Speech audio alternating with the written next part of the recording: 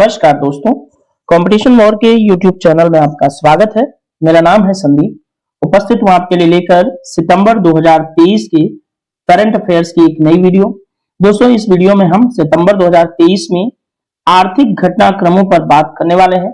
सितंबर 2023 के अंदर जो भी राष्ट्रीय और अंतर्राष्ट्रीय स्तर पर घटनाक्रम घटित हुए, जो कि हमारे एग्जाम के पॉइंट ऑफ व्यू से इंपॉर्टेंट है, उन पर हम इस वीडियो में विस्तार पूर्वक चर्चा करने वाले हैं।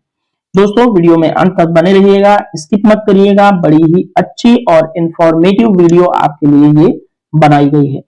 साथ ही दोस्तों, आपको एक जानकारी बता दूं कि इस वीडियो के डिस्क्रिप्शन के अंदर आपको मिलेगा कंपटीशन वॉर के ऑफिशियल टेलीग्राम चैनल का लिंक, जहां पर आपके लिए डेली बेसिस पर शेयर की जाती हैं द हिंदू और पीआईबी की जो करंट अफेयर्स होती हैं वो शेयर की जाती हैं, और वो भी प्योर हिंदी में होती हैं। दोस्तों,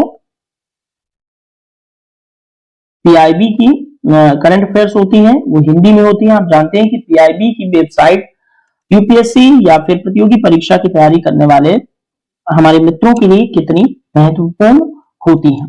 दोस्तों, पीआईबी आजकल तो आपके लिए बड़ा सुलभ हो गया है, चाहे हिंदी के हो या इंग्लिश के हैं तो कोई दिक्कत नहीं, लेकिन हिंदी में इसलिए सुलभ हो गया है कि आजकल गूगल अपने आप कोई पेज खोलता है तो वो ट्रांसलेट कर देता है, और नीचे बार के अंदर आपको दो ऑप्शंस मिलते हैं, हिंदी और इंग्लिश। जहां पर आपको हिंदी और इंग्लिश दोनों में कंटेंट अवेलेबल हो जाते हैं। बार पर टैप करते ही तो आप हिंदी की चीजें भी, इंग्लिश की चीजें भी हिंदी में करके आसानी से आसान भाषा के अंदर समझ सकते हैं। दोस्तों, इस टेलीग्राम चैनल पर हम समय समय पर कुछ मोटिवेशनल पोस्ट शेयर करते रहते हैं, जिससे क्या होता है कि आप जब कोई मोटिवेशनल चीजें सुबह सुबह पढ़ते हैं तो आपके अंदर दिन भर एक नई ऊर्जा से भरी रहती है, आप अपने लक्ष्य के प्रति अग्रसर रहते हैं और फोकस अच्छे से कर पाते हैं। तो दोस्तों, इस वीडियो में आपको, जैसा कि मैंने शुरू में ही बताया, एंड तक बने रहना है, स्किप नहीं करना है। अगर आप एक गंभीर अभ्यर्थी हैं तो आप समझ सकते हैं कि कोई स्टडी मटेरियल जो कि ऑथेंटिसिटी के साथ भरा हुआ है वो आपके लिए कितना महत्वपूर्ण होता है। तो चलिए, आइए प्रारंभ करते हैं सितंबर माह की आर्थिक घटनाक्रमों की पहली न्यूज के साथ। हमारे सितंबर माह की पहली न्यूज पीएम विश्वकर्मा योजना है। तो पीएम विश्वकर्मा योजना हमारे लिए महत्वपूर्ण हो जाएगी, और पहले से ही मैं इसको मोस्ट इंपॉर्टेंट की कैटेगरी में डाल दे रहा हूं, और इसे आप चाहें तो स्क्रीनशॉट ले लें या फिर वीडियो को रिपीटेड मोड में देख सकते हैं। तो दोस्तों, आइए शुरू करते हैं पीएम विश्वकर्मा योजना के बारे में। यहाँ पर प्रधानमंत्री जी की तस्वीर आपको काफी खूबसूरत लग सकती है। तो आइए जानते हैं कि पीएम विश्वकर्मा योजना प्रारंभ कब हुई। तो पीएम विश्वकर्मा योजना दोस्तों प्रारंभ हुई सितंबर 2023 में, 2023 सितंबर की 17 तारीख को। ठीक है। अब यह योजना किसके लिए है दोस्तों? सुनार, लोहार, बढ़ई, राजमिस्त्री, कुम्हार और चर्मकार आदि के हितार्थ कैसी योजना है? तो एक केंद्रीय क्षेत्र की योजना है, यानी कि सेंट्रल गवर्नमेंट की स्कीम है। ठीक है दोस्तों। अब इस योजना के माध्यम से दोस्तों क्या होगा कि पारंपरिक कौशल वाले कर्मियों को अपना कारोबार प्रारंभ करने में इससे क्या होगी? मदद मिलेगी। और इस योजना का दोस्तों सबसे पहले जिक्र कहां आया था? तो हमारे देश की जो वित्त मंत्री हैं श्रीमती निर्मला सीतारमण जी, उन्होंने 2023-24 का जब बजट प्रस्तुत कर रही थी तो उस समय उनके बजट भाषण में सबसे पहले पीएम विश्वकर्मा योजना का जिक्र हुआ था। ठीक है। अब दोस्तों, इस योजना के अंदर 18 ट्रेड्स के कारीगरों को लाभ प्राप्त हो सकेगा। ठीक है। अब इस योजना का जो नोडल मंत्रालय है आपके लिए महत्वपूर्ण हो सकता है। इस योजना का दोस्तों नोडल मंत्रालय है सूक्ष्म, लघु एवं मध्यम उद्यम मंत्रालय। ठीक है। Ministry of micro and small medium enterprises. ठीक है दोस्तों। तो इस योजना के जो नोडल मिनिस्ट्री हैं आपके लिए इंपॉर्टेंट है, एग्जाम के अंदर पूछा जा सकता है। दोस्तों, यह योजना सूक्ष्म, लघु एवं मध्यम उद्यम मंत्रालय, कौशल विकास एवं उद्यमिता मंत्रालय और वित्तीय सेवा विभाग, वित्त मंत्रालय, भारत सरकार द्वारा संयुक्त रूप से कार्यान्वित की जाएगी। यानी कि इसका एक ज्वाइंट इंप्लीमेंटेशन टीम होगी, जिसमें ये जो सूक्ष्म लघु उद्योग मंत्रालय, फिर कौशल विकास मंत्रालय उद्यमिता मंत्रालय, साथ में वित्तीय सेवा विभाग और वित्त मंत्रालय शामिल होंगे। ठीक है दोस्तों। अब दोस्तों इस योजना में नामांकित कारीगरों एवं शिल्पकारों को प्रधानमंत्री विश्वकर्मा प्रमाण पत्र भी प्रदान किया जाएगा, साथ में दिया जाएगा क्या, एक पहचान पत्र। ठीक है, तो इस योजना में इतना आपके लिए काफी महत्वपूर्ण है, इसको आप लोग याद रखना। आइए इस योजना में थोड़ा और बात कर लेते हैं कि आखिर और क्या है जो इस योजना से रिलेटेड है और हमारे लिए इंपॉर्टेंट है। तो दोस्तों यह योजना जो है कौशल प्रशिक्षण, ठीक है, इस योजना के अंदर क्या दिया जाएगा, ट्रेनिंग दी जाएगी, स्किल ट्रेनिंग दी जाएगी, उसके लिए 500 रुपए पर डे और आधुनिक उपकरणों की खरीद के लिए आपको 15,000 रुपए का अनुदान दिया जाएगा। यदि आप मॉडर्न इक्विपमेंट लेते हैं कौशल विकास के लिए तो आपको 15,000 रुपए का क्या दिया जाएगा, ग्रांट दिया जाएगा गवर्नमेंट के द्वारा इस योजना के प्रतिभागियों को। अब दोस्तों इस योजना के अंदर 5% की रियायती ब्याज दर पर 1 लाख रुपए यानी कि पहली किस्त और 2 लाख रुपए यानी कि दूसरी किस्त तक की एक संपार्श्विक मुक्त ऋण सहायता के लिए भी प्रावधान किया गया है। तो यानी कि आप इस योजना में क्या है, लोन भी ले सकते हैं, जिसके लिए आपको 1 लाख रुपए तक जो होगा टोटल मिलेगा आपको 3 लाख, और जिसमें 1 लाख तक के लिए आपको सिर्फ 5% ब्याज चुकाना पड़ेगा, ऋण देना ब्याज चुकाना पड़ेगा, और 2 लाख के लिए आपको एक संपार्श्विक व्यवस्था प्रदान की जाएगी। अब इस दोस्तों योजना को सत्र 2023-24 से 2027-28 तक 5 वित्तीय वर्षों के लिए 13,000 करोड़ रुपए का बजट आवंटित किया गया है। ठीक है दोस्तों, तो ये आपके लिए काफी महत्वपूर्ण है।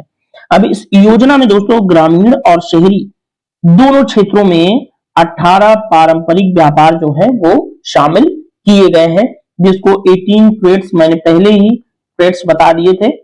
ठीक है, तो ये चीज आप लोग याद रखना। अब इस योजना का जो उद्देश्य है वो हमारे लिए काफी महत्वपूर्ण है।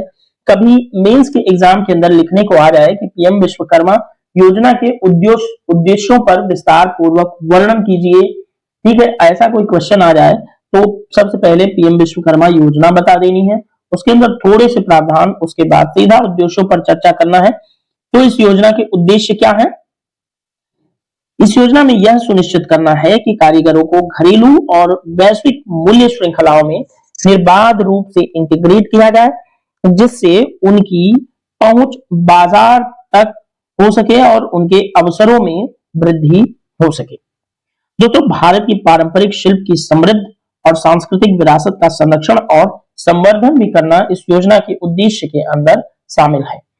दोस्तों कारीगरों को औपचारिक अर्थव्यवस्था में परिवर्तन करने और उन्हें वैश्विक मूल्य श्रृंखलाओं में इंटीग्रेट करने में भी यह योजना महत्वपूर्ण रूप से सहायक सिद्ध होगी।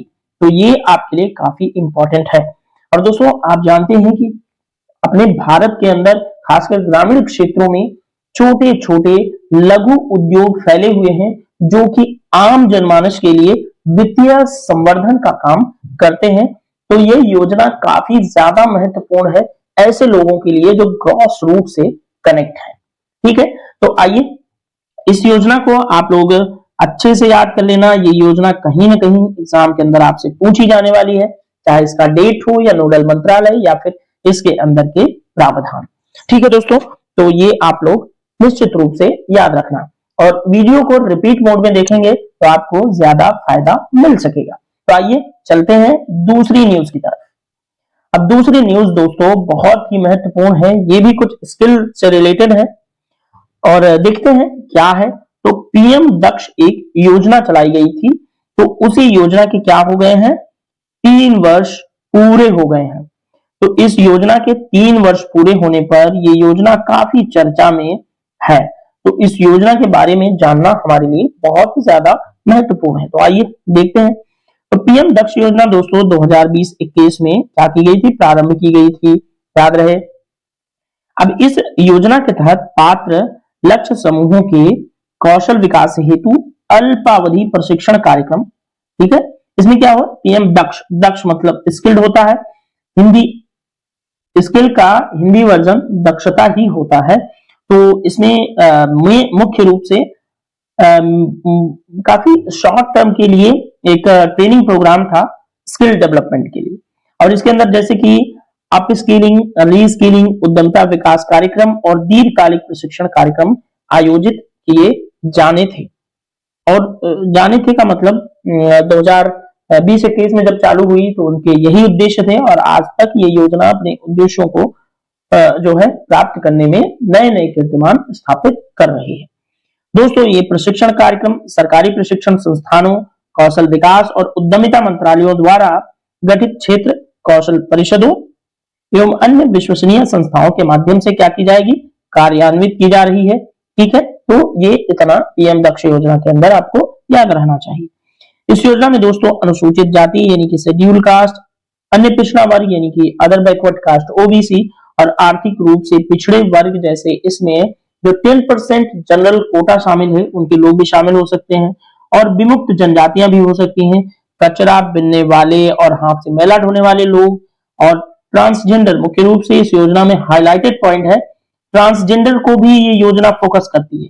ट्रांसजेंडर आप जानते हैं कि हमारे समाज का एक उपेक्षित वर्ग है, जो कि समाज की एक पूरी सच्चाई को बयां करता है कि आखिर हम जब ट्रांसजेंडर्स को देखते हैं तो हमारे नाक और भौहें किस तरह से ऑटोमेटिकली सिकुड़ जाते हैं।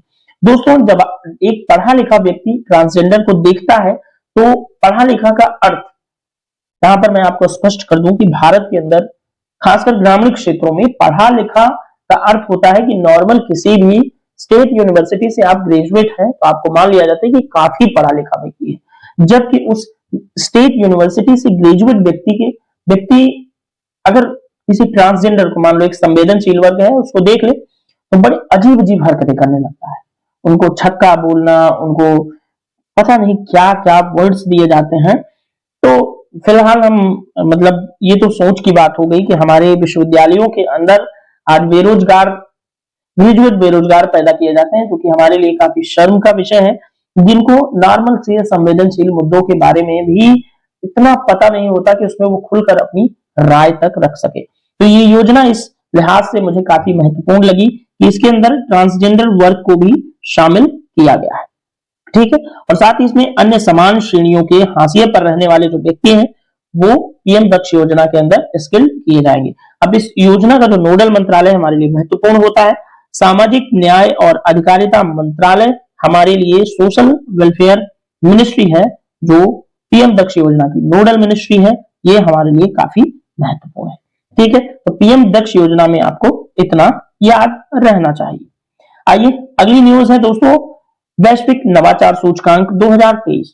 तो प्रतिवर्ष ऐसे बहुत सारे सूचकांक राष्ट्रीय और अंतरराष्ट्रीय जो संस्थाएं हैं वो प्रकाशित करती हैं, जो कि विभिन्न परीक्षाओं में पूछे जाते हैं। इसलिए हमने इस वीडियो के अंदर कोई जो इंडेक्स है उसको शामिल करना उचित समझा। इसमें हम 2-3 इंडेक्स को डिस्कस करने वाले हैं, जो कि काफी इंपॉर्टेंट होती है एग्जाम के अंदर। आजकल ऐसे इंडेक्स वाले सवाल पूछ लिए जाते हैं कि आखिर भारत की अमुक इंडेक्स के अंदर भारत की रैंक क्या है, क्या अमुक इंडेक्स के अंदर पहला स्थान प्राप्त देश कौन सा है, तो ऐसे पूछ लिया जाता है, या फिर उनको कथनों के अंदर बना करके आपसे पूछ लिया जाता है। तो ऐसे इंडेक्स भी हमारे लिए काफी इंपॉर्टेंट होते हैं। तो आइए वैश्विक नवाचार सूचकांक के बारे में थोड़ी सी बातचीत अच्छे से विस्तार पूर्वक करते हैं। यहाँ पर साइड में आपको ग्लोबल इनोवेशन इंडेक्स 2023 दिख रहा है, innovation in the face of uncertainty. तो इनोवेशन मतलब नवाचार। ठीक है, तो आइए बात करते हैं। दोस्तों, एक संगठन है विश्व बौद्धिक संपदा संगठन, यानी कि वर्ल्ड इंटेलेक्चुअल प्रॉपर्टी ऑर्गेनाइजेशन, इसको वाइपो बोलते हैं। इसके द्वारा प्रकाशित किया जाता है वैश्विक नवाचार सूचकांक, जो कि 2023 में प्रकाशित हुआ, जिसमें भारत का जो स्थान है वो हमारे लिए काफी इंपॉर्टेंट हो जाता है। 40वां स्थान वैश्विक नवाचार सूचकांक 2023 में मिला भारत को। और इसे प्रकाशित किसके द्वारा किया जाता है, तो याद रहे ये संगठन वाइपो, जो कि विश्व बौद्धिक संपदा संगठन है। अब दोस्तों, वर्ष 2023 का सूचकांक इस वर्ष विश्व भर की 132 अर्थव्यवस्थाओं के बीच सबसे नवीन अर्थव्यवस्थाओं को रैंकिंग प्रदान करता है। तो इसमें कितनी इकोनॉमी शामिल हुई, तो 132 इकोनॉमी इसके अंदर 2023 में शामिल हुई। इसमें दोस्तों विज्ञान और प्रौद्योगिकी के क्षेत्र में शीर्ष 100 नवाचार समूहों की भी पहचान ये जो सूचकांक है वह करता है। वर्ष 2023 में दोस्तों स्विट्जरलैंड, ये आपके लिए काफी इंपॉर्टेंट होता है।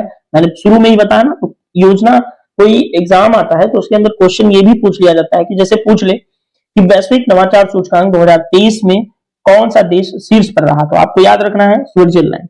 तो ये सबसे नवीनमेशी यानी कि सबसे इनोवेटिव इकोनॉमी है पूरे वर्ल्ड के अंदर according to world intellectual property right organisation. ठीक है, और दोस्तों इसके बाद स्वीडन और संयुक्त राज्य अमेरिका, ब्रिटेन और सिंगापुर, ये 5 बड़े ही इनोवेटिव कंट्री हैं दुनिया के अंदर। ठीक है, तो ये चीज आपको याद रखना चाहिए।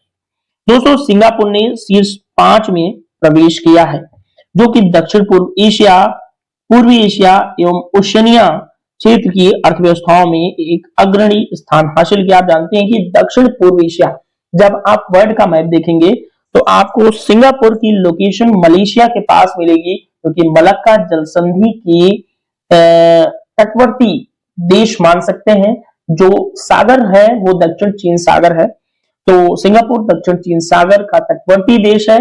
उसी के साइड से निकलती ही मलक्का जलसंधि, जो कि मलक्का जलसंधि के माध्यम से ही भारत के अंडमान निकोबार सागर में आप प्रवेश पा सकते हैं। यानी अगर दक्षिण चीन सागर से हिंद महासागर में आपको जाना है बाई वाटर, तो मलक्का जल डमरू मध्य यानी कि मलक्का स्ट्रेट आपके लिए एक इंपॉर्टेंट रूट प्रोवाइड कराता है। ठीक है, तो वहीं पर सिंगापुर है। तो सिंगापुर दक्षिण पूर्व एशिया का एकमात्र ऐसा इकोनॉमी बन चुका है जो कि वैश्विक नवाचार सूचकांक के अंदर टॉप 5 में जगह बना पाया है। अब इस सूची में सबसे लास्ट रैंकिंग दी गई है दोस्तों, 132वां रैंक मिला है अंगोला को। ठीक है, तो अब मैं आपसे एक सवाल पूछता हूं, क्वेश्चन है मेरा कि अंगोला कंट्री किस क्वांटिनेंट में है। तो क्वांटिनेंट आपको बताना है, महाद्वीप बताना है कि अंगोला किस क्वांटिनेंट में है। अगर आप वीडियो देख रहे हैं तो आप पूरा देखिएगा, और अंगोला कंट्री को आप चाहे तो सर्च करके बताएंगे, क्योंकि अगर सर्च भी करते हैं तो एटलीस्ट एक क्वेश्चन तो आपका रेडी हो रहा है। ठीक है, और साथ में अगल बगल के भी देश आप देखेंगे तो आपको कम से कम पता तो चलेगा कि अंगोला किस कॉन्टिनेंट के अंदर आता है। ठीक है, तो वैश्विक नवाचार सूचकांक के संबंध में इतनी जानकारी आपके लिए काफी महत्वपूर्ण साबित हो सकती है। आइए चलते हैं दूसरी न्यूज की तरफ और देखते हैं आखिर दूसरी न्यूज क्या है। दोस्तों हमारी अगली जो न्यूज है वो काफी ज्यादा इंपॉर्टेंट है, तो इसको वेरी वेरी इंपॉर्टेंट की कैटेगरी में हम कैटेगराइज कर देते हैं। यहाँ पर भारतीय प्रधानमंत्री की तस्वीर आपको काफी रोचक लग सकती है, G20 का लोगो आपको काफी रोचक लग सकता है, भारत यानी इंडिया 2023 ग्लोबल बायोफ्यूल अलायंस, इसी के बारे में हम चर्चा करने वाले हैं। G20 क्यों यहाँ पर छपा हुआ है, तो G20 क्यों यहाँ पर है, इसका भी मतलब आपको जल्दी ही समझ में आने वाला है, बस 1 मिनट के अंदर, बस आप वीडियो देखते रहिए। तो आइए चर्चा करते हैं वैश्विक जैव ईंधन गठबंधन के बारे में। ठीक है, तो आइए, इंपॉर्टेंट है, पहले ही बता दिया है मैंने। दोस्तों भारत के प्रधानमंत्री हैं श्री नरेंद्र मोदी जी, उन्होंने G20 शिखर सम्मेलन जो कि दिल्ली के अंदर आयोजित हुआ, इस दौरान वैश्विक जैव ईंधन गठबंधन के गठन की घोषणा किया। तो मुख्य रूप से भारत के प्रधानमंत्री ने ही वर्ल्ड ग्लोबल बायोफ्यूल अलायंस की घोषणा, इसके गठन की घोषणा की, तो ये हमारे लिए काफी महत्वपूर्ण हो सकता है। और आप जानते हैं कि जैव ईंधन पर आजकल कितना जोर दिया जा रहा है, तो ये न्यूज आपके लिए इस लिहाज से भी काफी महत्वपूर्ण है, और जैव ईंधन के बारे में हम काफी अच्छी चर्चाएं इस न्यूज में करने वाले हैं। अब दोस्तों इस गठबंधन के अंदर 30 से अधिक देश और अंतरराष्ट्रीय संगठन शामिल हैं, जिनका उद्देश्य क्या है, आपको उद्देश्य याद रखना है, उभरती अर्थव्यवस्थाओं में जैव ईंधन को अपनाने को बढ़ावा देना और जैव ऊर्जा पहुंच का विस्तार करना, इस गठबंधन का मुख्य उद्देश्य है, आपको याद रखना चाहिए। दोस्तों 19 देश और 12 अंतरराष्ट्रीय संगठन इस गठबंधन के अंदर शामिल है। गठबंधन का समर्थन करने वाले प्रमुख G20 सदस्य देशों में दोस्तों कौन है, Argentina, Brazil, Canada, Bharat, Italy, दक्षिण अफ्रीका और अमेरिका। तो ये आपके लिए काफी महत्वपूर्ण हो सकते हैं। जीबीए यानी कि ग्लोबल बायोफ्यूल अलायंस का समर्थन करने वाले 4 G20 आमंत्रित देश कौन कौन से हैं? तो बांग्लादेश, सिंगापुर, मॉरिशस और यूएई संयुक्त अरब अमीरात। दोस्तों, विश्व बैंक, एशियाई विकास बैंक, विश्व आर्थिक मंच और अंतरराष्ट्रीय जो अन्य अंतरराष्ट्रीय संगठन हैं वो भी इस ग्लोबल बायोफ्यूल अलायंस के सदस्य हैं। अब दोस्तों, जीबीए यानी कि ग्लोबल बायोफ्यूल अलायंस के सदस्य जो है जैव ईंधन के प्रमुख उत्पादक और उपभोक्ता हैं। जो इस कंट्री के सदस्य हैं, मतलब इस गठबंधन के जो अलायंस के मेंबर्स हैं, वो जैव ईंधन के मोस्ट इंपॉर्टेंटली प्रोडक्शन प्रोड्यूसर और कंज्यूमर दोनों हैं। ठीक है, आइए वैश्विक जैव ईंधन गठबंधन के बारे में थोड़ी सी और चर्चा करते हैं। दोस्तों, संयुक्त राज्य अमेरिका, संयुक्त राज्य अमेरिका, ब्राजील, भारत उत्पादन और खपत में महत्वपूर्ण योगदान देते हैं बायोफ्यूल्स के। वे सामूहिक रूप से जैव ईंधन का उत्पादन लगभग 85% और इथेनॉल खपत का 81% शेयर करते हैं। दोस्तों, वैश्विक इथेनॉल बाजार के 2032 तक 5.1% की CAGR बढ़ने की भविष्यवाणी की गई है, जो कि उस वर्ष तक 162.12 बिलियन डॉलर को क्रॉस कर जाएगी। ठीक है, अब दोस्तों, इस गठबंधन में शामिल होने के लिए और शामिल होना भारत के लिए क्यों इंपॉर्टेंट है? भारत के लिए इसमें शामिल होने से और बायोफ्यूल्स अलायंस बनाने से भारत को लाभ क्या है, ये हमारे लिए काफी महत्वपूर्ण होगा। तो आइए देख लेते हैं। दोस्तों, पहला ही बात क्या होगी? वैश्विक सुदृढ़ीकरण हो जाएगा। तो भारत की वैश्विक स्थिति और सहयोग के अवसरों को इससे क्या होगा? वृद्धि मिलेगी। दूसरा, निर्यात के अवसर सृजित होंगे। तो भारतीय उद्योगों को प्रौद्योगिकी और उपकरण निर्यात करने के अवसर भी प्राप्त होंगे। साथ ही दोस्तों, बायो एनर्जी पहुंच को अनलॉक किया जाएगा। अब इससे क्या होगा कि भारत की पहुंच भी बढ़ेगी बायो एनर्जी की तरफ। तो उभरती अर्थव्यवस्थाओं में बायो एनर्जी पहुंच सुधार करना और नए व्यावसायिक अवसर भी पैदा करना, इसमें जो होगा वह भारत के लिए काफी लाभकारी साबित होने वाला है। साथ ही लो कार्बन एमिशन होगा, लो कार्बन एनर्जी इससे प्राप्त होगी। तो निम्न कार्बन ऊर्जा लक्ष्यों में योगदान करें और आयात निर्भरता को कम भी करता है यह ग्लोबल बायोफ्यूल अलायंस। ठीक है दोस्तों, तो इतना आपके लिए काफी महत्वपूर्ण होगा जीबीए के संबंध में। ठीक है, तो आइए अगली न्यूज की तरफ बढ़ते हैं।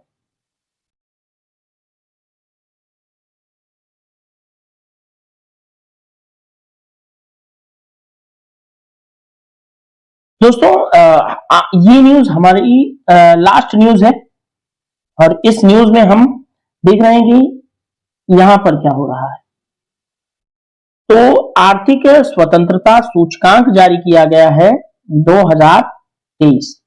ये हमारे लिए काफी इंपॉर्टेंट है, तो आइए इस पर थोड़ी सी चर्चा कर लेते हैं।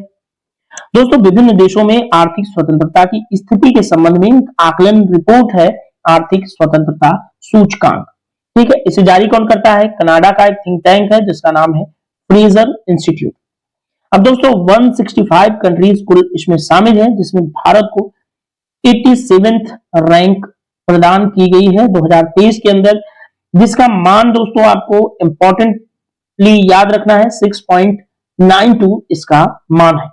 2022 में भारत का जो स्थान है वो 86वां रहा था और 2023 में 87th हो गया है। एक रैंक अप हो गई है या डाउन हो गई है, इसको कह सकते हैं। अब ये आपको समझ में आएगा, अप हुई है डाउन हुई है भारत की रैंकिंग, थोड़ा सा आगे। दोस्तों, 2023 की ताजा रिपोर्ट में प्रस्तुत सूचकांक 2021 के आंकड़ों पर आधारित है। याद रहे 2021 के इसके अंदर आंकड़े थे। अब दोस्तों, इस आर्थिक स्वतंत्रता सूचकांक में टॉप कंट्रीज हमारे लिए काफी इंपॉर्टेंट है। सिंगापुर टॉप कंट्री है आर्थिक स्वतंत्रता सूचकांक 2023 में, उसके बाद हांगकांग, फिर स्विट्जरलैंड, फिर न्यूजीलैंड, उसके बाद अमेरिका। दोस्तों, आपको याद रहे कि जो सिंगापुर है वो हांगकांग को पछाड़ कर पहले नंबर पर आया है, जबकि इससे पहले जो है 2022 में पहली रैंक आर्थिक स्वतंत्रता सूचकांक में हांगकांग को ही प्राप्त हुई थी, लेकिन 2023 में अब आर्थिक स्वतंत्रता सूचकांक के अंदर सिंगापुर टॉप कंट्री हो गया है। दोस्तों, भारत के पड़ोसियों की रैंक हमारे लिए इसलिए इंपॉर्टेंट हो सकती है, तुलनात्मक अध्ययन हम करेंगे तो अच्छा रहेगा, जिससे हमारे पड़ोसियों की जो कह सकते हैं कि आपको क्षमता मालूम हो तो आपको काफी बेहतर होता है अपना विकास सुनिश्चित करने में। तो नेपाल की रैंक 103 है, चीन की 111, श्रीलंका की 116, पाकिस्तान 126वें नंबर पर आता है, बांग्लादेश आता है 132 रैंक पर। ठीक है दोस्तों, आर्थिक स्वतंत्रता का अधिकतम मान कितना होता है? 10। तो याद रहे कि किसी देश के लिए आकलित सूचकांक 10 के जितना निकट होता है, आर्थिक स्वतंत्रता की स्थिति उतनी ही बेहतर मानी जाती है। तो 10 के जितना निकट यानी कि जितना अधिक होगा उतना बेहतर स्थिति समझ में आएगी। ठीक है दोस्तों, तो आर्थिक स्वतंत्रता सूचकांक 2023 के संबंध में इतना आपके लिए इंपॉर्टेंट था, जो कि हमने डिस्कस कर दिया। दोस्तों, अब वीडियो आज का यहाँ होता है समाप्त, और ये वीडियो देखने के लिए आपका बहुत बहुत शुक्रिया। थैंक यू सो मच कि आपने इतना समय हमारे साथ इन्वेस्ट किया। और दोस्तों, आप कभी मत सोचा करिए कि बहुत ज्यादा लॉन्ग वीडियो है, इसको क्यों देखें, क्योंकि लॉन्ग वीडियो के अंदर बहुत सारी इंपॉर्टेंट चीजें शामिल होती हैं जो शॉर्ट वीडियो के अंदर आपको नहीं मिल सकती। याद रहे कि ये जो वीडियो क्लासेस बनती हैं हमारी, वो प्रीलिम्स, मेंस और इंटरव्यू सभी को हम फोकस करके बनाते हैं। ठीक है दोस्तों, इसमें क्या होता है कि प्रीलिम्स, मेंस और इंटरव्यू तीनों के मटेरियल्स प्रोवाइड कराए जाते हैं। प्रीलिम्स में आपको फैक्ट मिल जाते हैं, प्रीलिम्स के लिए आपको अच्छे खासे फैक्ट्स मिल जाते हैं, मेंस के लिए आपको अच्छे खासे कंटेंट मिल जाते हैं, और इंटरव्यू के लिए भी आपको एक अप्रोच तो कहीं ना कहीं डेवलप ही होती है, जब आपको मैं कोई चीज एक्स्ट्रा एडिशनल पॉइंट्स किसी योजना के संबंध में या किसी न्यूज के संबंध में बताता हूं, तो उससे कहीं ना कहीं आपको एक अप्रोच तो मिलती ही है इंटरव्यू के संबंध में। तो आप इसको बिल्कुल ये मत सोच के देखा करिए कि बहुत ज्यादा लॉन्ग वीडियोस बनते हैं। दोस्तों, अंत में आपसे एक रिक्वेस्ट करना चाहूंगा कि आप शुरू में भी मैंने कहा था कि कंपटीशन वार का एक ऑफिशियल टेलीग्राम ग्रुप है, इसको आप ज्वाइन करेंगे तो आपको बहुत सारी चीजें निश्चित रूप से आपकी तैयारी के लिए ऐसी मिलेंगी जो आपके लिए काफी इंपॉर्टेंट और लाभदायक साबित होंगी। ठीक है दोस्तों, इस वीडियो में आप इतना ही, मिलेंगे अन्य वीडियो में। तब तक के लिए आप लोग अपनी तैयारी को धार देते रहिए। जय हिंद, जय भारत, जय माता दी।